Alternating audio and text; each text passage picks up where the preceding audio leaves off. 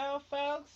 This is your girl Ann Austin here from Elevate and Boost Your Career, Austin Tech. Tonight is finally my first kickoff for this Facebook Live. You guys got to bear with me. I'm just getting used to talking to the camera and hope that I am talking to you. So we are here tonight on Wednesday at 7 o'clock for Career Corner. And this is just a quick 30-minute segment to just answer some questions that people have most commonly about their careers, or maybe you have a situation that you're in and you just want to get my general advice. And so I don't mind sharing my knowledge and things that I know with you. So if you have a question for next week or the week after, please email me those questions. It will definitely be read anonymously, so people will not know who wrote the question, because I want people to feel comfortable asking the question, because some of that stuff might be personal. So if you are here today, which I see somebody's looking at me right now, so thank you for joining. If you're here today to just get the answers to the 5 most common career questions, you come to the right place here at Career Corner. So I'm just going to get right into it. And also, if you have any questions while we're doing the Facebook Live, please put them in the chat window and I will be happy to answer it for you. Okay, so let's get with it. Okay, so question number 1. How do I get a job without a degree or no experience? This is one of the most requested questions that I get all the time when I'm handling people with their resume. The first thing I would say is that if you have a lack of skill or you don't have a degree and you're trying to get an experience, I think it all depends on what type of job or industry that you are trying to get into. There are many ways that you can still get that job without a degree or maybe the experience.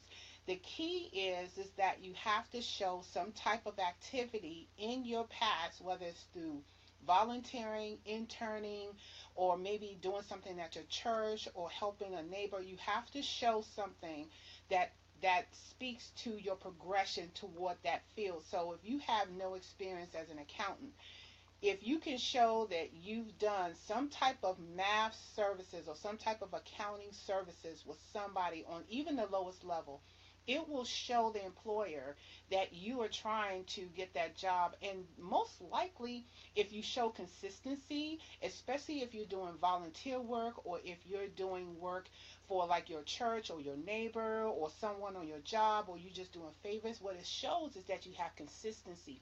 And employers love consistency, and they will most often give you a chance because they see that you're out there and you're actively engaging and that you are participating in those types of things. So hopefully that will answer the first question. So how to get a job without a degree or experience? Make sure that you are engaging in anything that's going to take you toward that program. Okay. The second question we have out here tonight is, let's see, when I receive my MBA degree, how do I leverage it to change industries? Okay, so this one is a little bit complex because what happens is a lot of times people go for a master's of business administration because they plan to either become an entrepreneur or to seek some type of position that will eventually lead to a management position. So if you're in an industry where you have not done any kind of managerial task or you haven't done anything towards that, you have to find a way within the task. Even if you have to create it yourself, you have to find a way in your daily tasks to show that progression toward management. Because here's the thing, people have to envision you telling other people what to do, and they have to envision you as far as your temperament, your personality, how you get along with folks and everything. So I will give you an easy example. This came from a person who I'm currently helping with her resume, where she has received her MBA degree, but she's in healthcare and she has never had any kind of managerial experience at all. And she's trying to leverage that to get a different type of career in healthcare. Well, one of the things that she can do is that she can highlight her ability to train other staff as a step to get to that next level. Because even though she hasn't managed anybody, right, she can actually say that she had to monitor their work, she had to train them, she knows all about the processes. And so by highlighting all of those managerial type things that you can put in their ear will actually give them a chance to hire them as a first time manager. And it happens all the time. You just need to prove your value and your worth to that manager as you're going along. So to summarize, how do you use your MBA degree to leverage and change careers? Show some type of progression towards your degree program. Find a way to tap into the people who are managers that will help you get to that level, even if you take on extra responsibilities, extra projects, maybe help with delegation. That is very key to show your managerial skills. And when you do that, you'll be able to move to the next level. Okay, so let's get to question number 3. How much risk do I need to take to find the right job or career? And this question is really for folks who are looking to switch careers, and they make a jump in haste, and they may risk the fact that they're going to be unemployed. Okay, so if that makes sense. So how much risk do I need in order to find the right job or career? That question is very complex, because really the bottom line is, what are you passionate in doing? What are you really good at? Because there's a difference of what you want to do, and then there is what you are good at. And a lot of times we go and get these careers that we're not necessarily good at, but we get it because we want it. And then what happens is you get into that career and it's not the career that you want. Then you try to make a change, jump into another career that you shouldn't be jumping into, and then what happens? Either you get let go or you quit. And then if you quit, you might find it hard to find another job. Okay? So how do you take the risk? The first thing I say that you do is, before you leave any job that you're on, you have to first understand your situation to where you are. Where's your skills currently at the moment? Okay, if you were on the resume boot camp yesterday, which I'm going to do another one because I felt that one was kind of rushed a little bit, being my first time doing it on Facebook Live, is that it is very important for you to build that progression that I keep talking about while you're working, so that when you go to your next jump, there is no risk, because you're going to know exactly what career you're going to want. You're going to know exactly what you're good at. You're going to know for certain that they will value you and pay you the money that you're worth. And so if you do those 3 simple things, which if you want to get with me one-on-one, I can do that and help you with that. I guarantee you there's going to be less risk. It's going to definitely be less risk for you to be able to lose your job, because once you go out there and select a job and you're not certain about what that job is, you will be at risk for being unemployed, and nobody wants that, because it can take you months to find another job. Or you could be like someone who I know that has been unemployed for like 2 years and was unable to find a job because they didn't get those skills. Another way you can reduce your risk is make sure you do thorough research. A lot of us don't do that. If you're looking to make a move in your career, you first need to find out what is your next career path. Now, this is different from what you want to do or what you're good at, okay? What I'm saying is, you have to look at what career you're currently in, and then basically look at the steps and how you can move up in the career or move laterally, okay? Meaning that you stay in the same position, but you might have a different title, or you move up and you end up having a promotion, maybe becoming a manager or something to that effect, okay? So if that's the case, you need to understand what is the next level of your job and find out if you need a certification. Do you need a college degree? Do you need extra training? What is it that you need in order to do that? And by knowing everything you need to know about your career path, you can make an informed decision about whether or not you're going to go that direction or whether you're going to stay where you are, okay?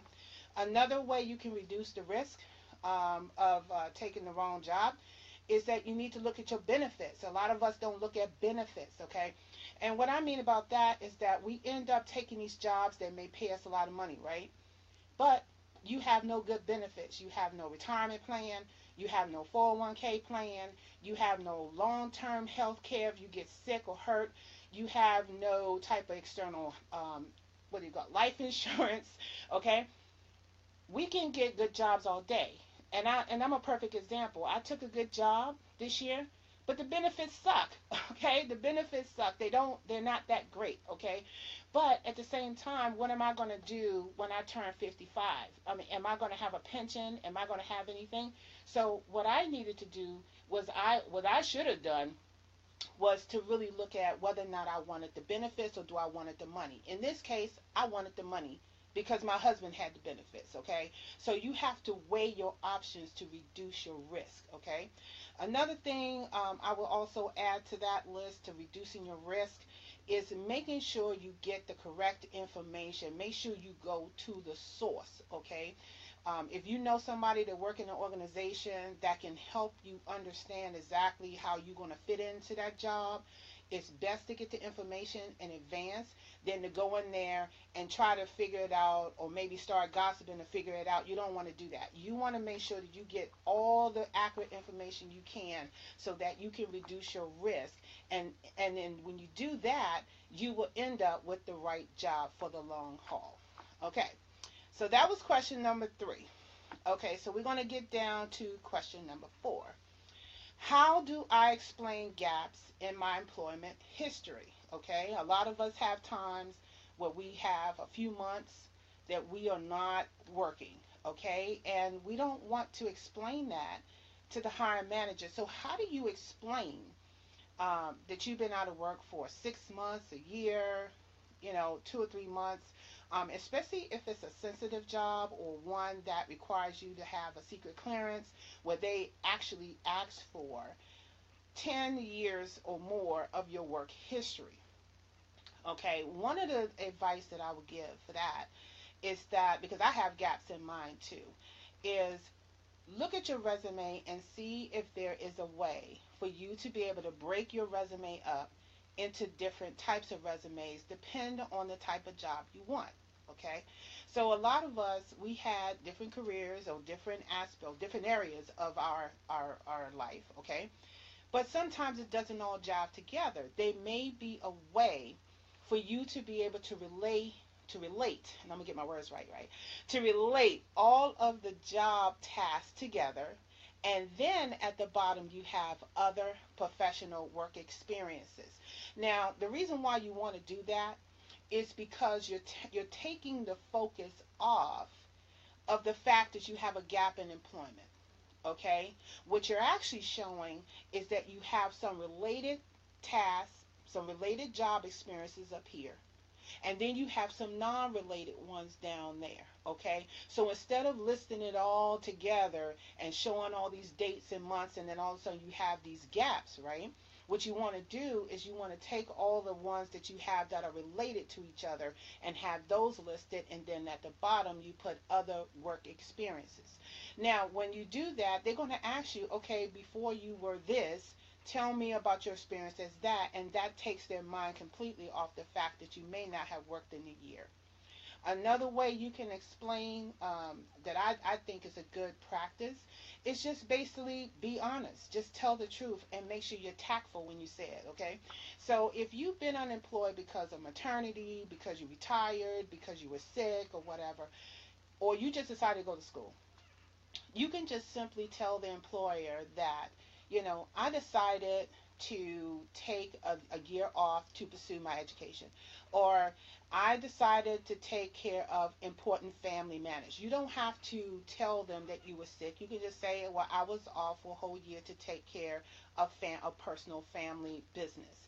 And legally, they cannot ask you what that personal family business is. The only thing they care about after this is, are you going to come to work? But there are tactful ways in order for you to explain where you've been for a year or however. And that leads to question number 5, which is, what is the best way to explain your termination from a job? Okay? That one is a hot one. Okay, that one is a hot one. How do you explain that? Well, I would say honestly, you just have to sort of be very tactful, but also never ever talk bad about the company.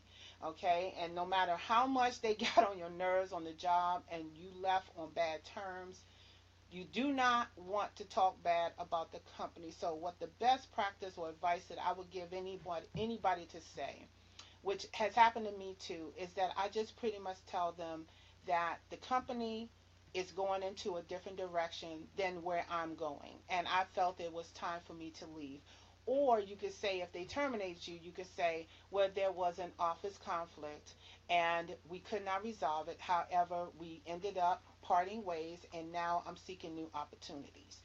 That is the best way for you to tactfully say that you have been terminated, but you don't have to make it so that you really left on bad terms, because remember, the last thing they're going to remember in your interview is whether or not you're a troublemaker, whether or not, oh, what did you do to get fired, or what did you cause, or what conflict did you cause. It's going to cause curiosity, but if you just pretty much say that the business decided to go a different way and your principles go a different way and you decided it was time to leave, or maybe there was a conflict but you resolved it and you later decided that you wanted to leave.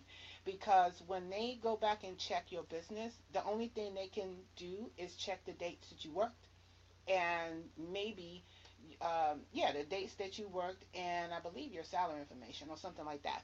But that's pretty much it.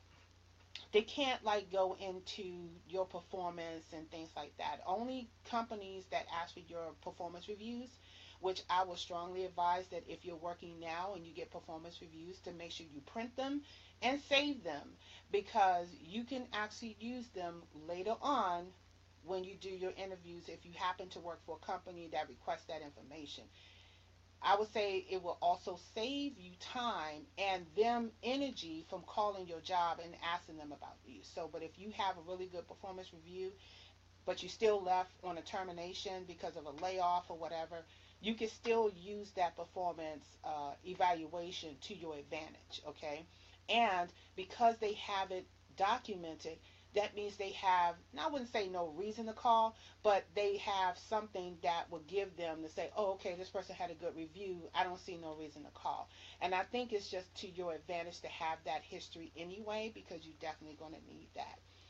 So, who do we have on here today that's sitting here looking at me on this thing? I'm hoping the information that I'm sharing in the Career Corner is one that is going to be helpful to you. And again, it takes a lot for somebody to come out and ask a question about your career situation, because it is a sensitive thing, and I'm very tuned to people's sensitivity. So please be sure to send me a question. It will definitely be anonymous. And since we have like a few more minutes, I probably can throw a few more questions out there. Um, I believe, okay, so one of the people who I worked with asked me, if I don't have a career in technology, how can I get into cybersecurity? Okay, that's another one. Hey, hey, how you doing, man, Bernard? I'm glad you're here.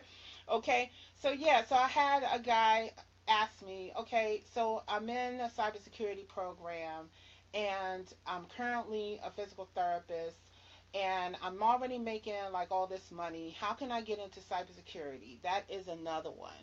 That's is helpful. I'm glad it is helpful. Um, Here's the thing, and this goes with any career that you have. It doesn't matter if it's cybersecurity, accounting, finance, legal. It really doesn't matter. The key is that if you have no experience and you're going for a degree program that's going to take you completely out of your comfort zone, okay? Here's the cold hard truth of it all. You have to start all over in your career. You have to start all over, meaning that if you're an accountant and you're trying to go into cybersecurity, you have to consider the following things before you even go for a degree. Okay, I don't care what degree it is. Before you go, you need to figure out, one, do you have any prior experience before you even get there? Okay. Two, are you willing to spend $57,000 or more for a bachelor's degree, or up to $157,000 for a master's degree in a program that you don't have experience in, meaning that you're going to go right back to my question number 3 is how much risk are you willing to take to find that job, okay? So if you're going to go through all of that, you have to come to grips with the fact that you might have to get new training. You may have to spend more money for education. You may have to spend more money for certain time to read all the books to get certifications. You may have to do even more work just to get people to try to hire you for the first time in that field, okay? For technology majors specifically, if and since I mentioned cybersecurity, that if you have to do cybersecurity and you're a tech major, okay, you will get the lowest totem pole in technology, okay? So you can't just go into cybersecurity. You got to understand what in cybersecurity you want to do. Um, it is so vast. Technology is so vast. And what they don't tell you in college is to help you make that decision on what part of technology that you want to be in, okay? Same thing for accounting, same thing for legal, same thing for everything. Their job is to teach you the theory and the methods and the terminology and everything about that subject. It is up to you to choose where in that industry do you want to fall or where you're good at. So you have to really come to grips with yourself and say, do I want to start all over again because I already have 10 years of this or 5 years of that? Do I want to go back and start all over from zero to try to get to make this money? Sometimes you do, sometimes you don't. But if you do, I will say go all the way. If you're deciding that you're going to do this degree program and you want to spend all this money, go all the way. Take all the classes, research everything you need to research. Make sure you get those books, make sure you get that certification. And here is the most important part. You need to do this while you are in school. Please don't go to school and wait till the 4 years is up and then decide, oh, I need to get a certification. If you're taking a 4-year degree program, that's 4 years you have to prepare. 4 whole years that you have to get whatever it is you need to get, because the day that you graduate is when employers are going to be looking for you to walk in highly qualified. Okay? So if you're not walking in the door highly qualified, you are brand spanking new. Okay? This means you have 4 years to get your internship, to get your entry level skills up, to tap into your resources at the job where you work, to try to maybe move to another job that's going to give you that entry level experience. That is what you need to do to get that thing. And so for the Career Corner, today's questions are really focused on, how do you really get that job without a degree, with a degree program? How do you reduce your risk? How do you explain gaps in your employment history? And how do you explain termination? And so hopefully this information was very helpful to you, and please send me your career questions. I will be here on next week with another topic that maybe talk about workplace.